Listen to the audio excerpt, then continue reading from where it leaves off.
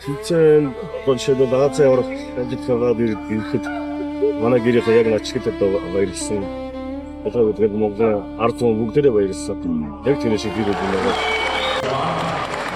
Миний аав мундаг байсан. Миний хан мундаг байсан ч гэдэг юм. Тэр үг яг амттай гэнэ хоо байж байгаа юм. Эхний шалтгаан бол Монгол хүн манайх үндэсний бүх гэж байдаг.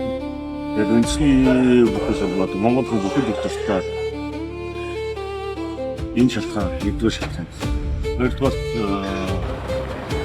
бид нүүдэлж авсан аху амжилт бол хүч шаасан хэвчээ дуурайс амжилт.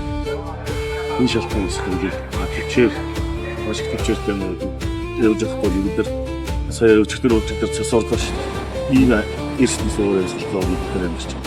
Манайх ч Олимпиад оролцоо гэж 2008 онд анхны Олимпиад надад төвчнөр Олимпиад тэрнээс хойш бол Монголыг нэг номер спорт болсон.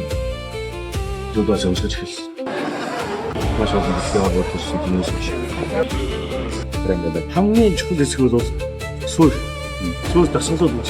Суур дасгалууд сайн хийсэн гэдэг бол ер нь дасгалууд нэлээд ер нь их болчихшоо тийм. Тэгээд дасгал дотроос зөвхөн нэг биш. Бас тэнэг хот самбаа болт хүч гэдэг бас олон зүйлүүдийг сайн үзэж жишээ өгдөг. Тэгээд за өсвөр хэдэн настраас хичээлтэй бол гэдэг 10 настраас хичээлдэг.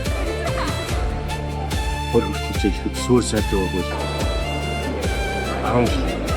10 суур нэгэн тавигдсан. Суур тавигдсанаас 5 жил явсан.